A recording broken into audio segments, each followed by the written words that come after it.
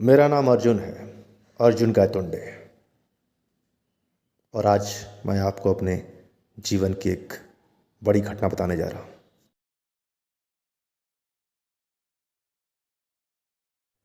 दरअसल ये कहानी की शुरुआत नहीं,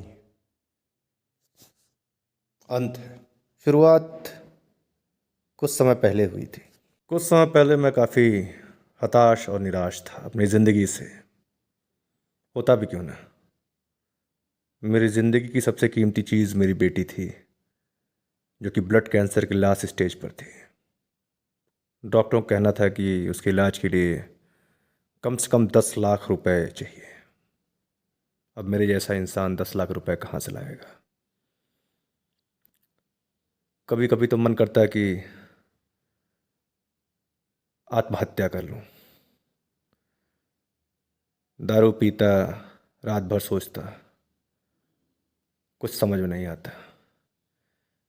कई बार गन लगाया मैंने, लेकिन फिर अपनी बेटी के बारे में सोचकर रुक गया। आखिर मेरे अलावा उसका था ही कौन? माँ 6 साल पहले मर चुकी थी। आत्महत्या का विचार कई बार आया, लेकिन बेटी की वजह से रुक गया। ट्रिगर दबने ही वाला था, लेकिन उससे पहले ही बेटी का ख्याल आ जाता।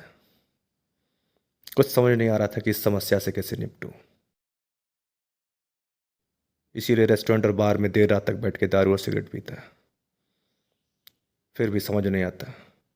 तभी मेरी जिंदगी में ये शख्स आया, दिस इविल। इसका नाम था इरफान सोलंकी, और इसने मुझे एक रास्ता दिखाया। इसने मुझसे कहा कि ये मुझे काफ़ी पहले से जानता है, स्कूल के समय से, जब मैं राइफल शूटिंग में चैंपियन हुआ करता था, गोल्ड मेडलिस्ट। इसने मुझसे कहा कि ये मेरी मदद कर सकता है। ये मुझे 10 लाख रुपए दे सकता है मेरी बेटी के इलाज के लिए, लेकिन बदले में मुझे क्या करना होगा? उसने बताया, शहर के एक बहुत बड़े बिजनेसमैन का मर्डर करना होगा। पहले तो मैं हिचकिचाया, क्योंकि मैं राइफल शूटिंग चैंपियन था, मर्डरर नहीं। लेकिन उसने कहा कि बेटी को बचाना है तो ये काम तो करना ही होगा। खैर, मैं तैयार हो गया, और मैं कर भी क्या सकता था? मेरे पास दूसरा कोई रास्ता नहीं था। और उसने मुझे पैसे देने की बात कही। मैंने उसकी बात मान तो ली, लेकिन मन अंदर ही अंदर बेचैन हो रहा था। पहली बार मैं किसी का मर्डर करने जा रहा था। मैं उससे जानना चाहता था कि वो ऐसा क्यों करना चाह रहा है। लेकिन उसके पहले मैंने अपनी बेटी को आखिरी बार देखा। उसे देखकर लगा कि मैं इसे बचाने के लिए कुछ भी कर सकता हूँ, कुछ भी। बस मैंने निश्चय कर लिया कि ये काम मैं ज़रूर करूँगा। अगले दिन मैंने उससे मुलाकात की, ये जानने के लिए कि मुझे उसे कैसे और किस तरीके से मारना होगा। उसने मुझे बताया कि उस बिजनेसमैन का एक सिक्योरिटी इंचार्ज है। दरअसल उस बिजनेसमैन की सिक्योरिटी काफ़ी ज़बरदस्त थी, उसमें सेध मारना नामुमकिन था। इसलिए मुझे पहले उसके सिक्योरिटी इंचार्ज को पटाना होगा। उसने बताया कि उसका सिक्योरिटी इंचार्ज रोज रात को 12 बजे शहर के पुराने एरिया में एक पुराने बार में दारू पीने आता है। उस वक्त वो अकेला होता है, और मुझे वहाँ जाकर उससे दोस्ती बढ़ानी होगी, और उसे ये शक भी ना हो कि मैं उससे दोस्ती बढ़ाने आया हूँ। मतलब बातचीत इस तरीके से शुरू होना चाहिए कि उसे बिल्कुल भी शक ना हो कि मैं उससे वहाँ दोस्ती बढ़ाने या किसी मकसद से गया हूँ। हमारे बीच डील डन हो गई। उसने मुझे उसकी फ़ोटोग्राफ्स दी, ताकि मैं ये जान लूँ कि वो कैसा दिखता है और कैसा लगता है। ये है ताबिश, सिक्योरिटी इंचार्ज। मैं पुराने बार में पहुंचा तो ये ऑलरेडी वहाँ पे बैठ के दारू पी रहा था। फिर इसने मुझे देखा, मैंने इसे देखा, लेकिन मैंने इसे महसूस नहीं होने दिया कि मैं किसी पर्पज़ से आया हूँ। मैंने कोई सीट देखी जो बहुत दूर हो, और मैं उसी सीट पर जाकर बैठ गया, और मैंने एक पैग ऑर्डर किया और ड्रिंक करना शुरू किया। पहले दिन मैंने इससे कोई बातचीत नहीं की। मुझे सख्त हिदायत दी गई थी कि इससे दोस्ती नॉर्मल तरीके से नहीं करना है। कुछ ऐसी घटना घटनी चाहिए जिससे इसे लगे कि बातचीत नॉर्मली शुरू हुई है। इसीलिए मैंने एक दिन अपना पर्स गिरा दिया, और इसने मुझे टोका कि आपका पर्स गिर गया है। और बस मुझे बहाना मिल गया बातचीत स्टार्ट करने का। और फिर हमारे बीच बातचीत शुरू हो गई और हम रोज रात को बार में मिलते, दारू पीते, हंसी मजाक करते और बातचीत करते। हमारे बीच काफ़ी अच्छी बॉन्डिंग हो गई थी। एक बार जब वो बहुत ज़्यादा बैग पी लेता और उसे चढ़ जाती तो बहुत सारे सीक्रेट शेयर करता, बहुत सारी बातें करता। मैं भी उसकी बातों में हाँ मिलाता। इस तरह से हमारी बॉन्डिंग काफ़ी मजबूत हो गई। एक दिन उसने मुझसे कहा कि वह मुझे अपने बॉस से मिलवाना चाहता है। मैंने कहा क्यों? उसने कहा बस उसे लगता है कि मैं उसके कुछ काम आ सकता हूँ।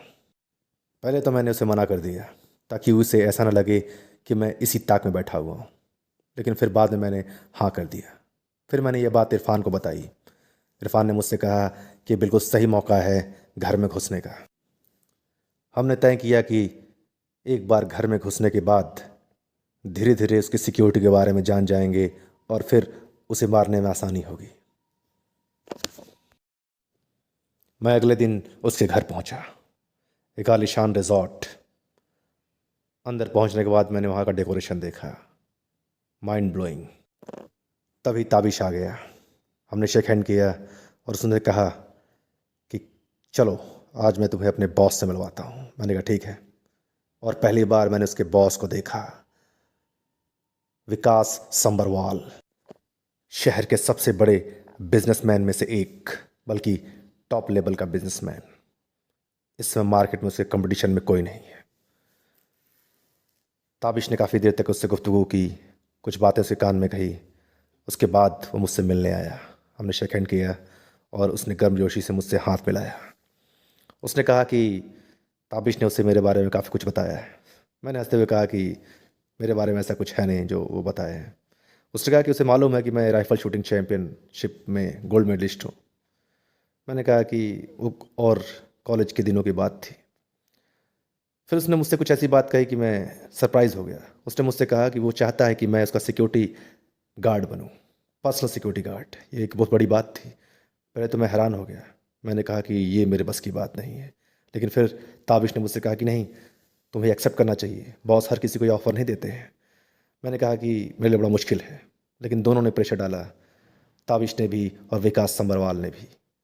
अंदर अंदर तो मैं यही चाहता था, क्योंकि मुझे मालूम था कि एक बार मैं इसका पर्सनल सिक्योरिटी गार्ड बन गया, जिसे मारने में मुझे बहुत आसानी होगी। इसीलिए मैंने कुछ ना ना करते हुए आखिर में हाँ कर दिया। फिर एक रात मैं विकास के साथ ड्रिंक कर रहा था और उसने मुझे काफ़ी पर्सनल बातें बताई। वो काफ़ी मूड में था। उसने मुझसे कहा कि वो अपने किसी भी सिक्योरिटी गार्ड पर भरोसा नहीं करता, क्योंकि उसके विरोधियों ने सबको खरीद लिया है, कोई भी उसे मार सकता है।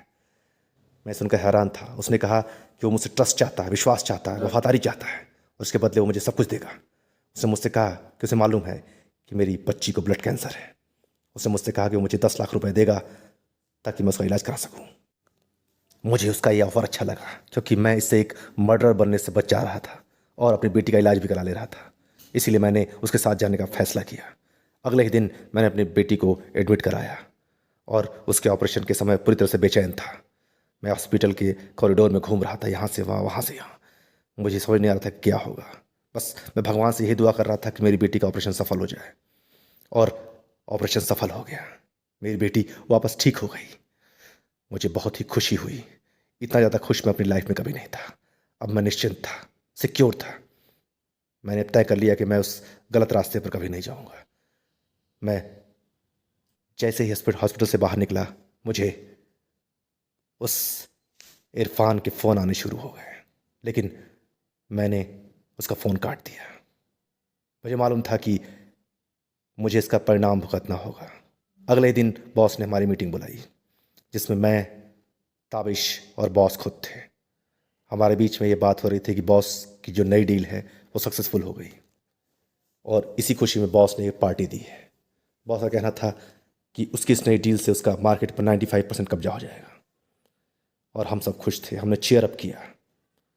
उस रात हमने बहुत ही खुशी से ड्रिंक किया और बहुत इन्जॉय किया। बॉस भी खुश थे, मैं भी खुश था, क्योंकि मेरी बेटी का इलाज हो चुका था। बस इसी मौके की तलाश थी मुझे। हम ड्रिंक कर रहे थे, एंजॉय कर रहे थे। तभी का एक ताबिश ने बॉस को गोली मार दी। इसे देखकर मैं अवाक हो गया। उसके बाद मैं ताबिश को देख रहा था, मुझे विश्वास नहीं हो रहा था। फिर ताबिश ने मुझसे कहा कि जिन लोगों ने मुझे सुपारी दी थी उसके बॉस को मारने के लिए, उन्हीं लोगों ने उसे 5 करोड़ रुपए दिए हैं उसके बॉस को मारने के लिए। मुझे 10 लाख और उसे 5 करोड़। वो बोल रहा था कि इतनी बड़ी रकम के लिए तो मैं कुछ भी कर सकता हूँ, किसी को भी मार सकता हूँ। मैं अवाक था। फिर उसने मुझसे कहा कि मुझे मारने से पहले वो चाहता है कि मैं किसी से फ़ोन पर बात करूं। इरफान उधर से मुझसे बात कर रहा था। इरफान ने कहा इट्स नॉट पर्सनल, ये बिजनेस डील है। उसे मालूम था कि मैंने अपनी बेटी का इलाज करा लिया है और अब मैं विकास के साथ मिल गया हूँ, इसीलिए उसने ताबिश को ही सेट कर दिया। मुझे ये सुनकर बहुत ही आश्चर्य हुआ कि किसी का भरोसा नहीं किया जा सकता। फिर ताबिश ने मुझसे कहा कि अब उसे मुझे ख़त्म करना पड़ेगा। इससे पहले मैंने उसे ख़त्म कर दिया। Game is and. लेकिन जब तक इरफान रहेगा हमारे ऊपर खतरा मंडराता रहेगा।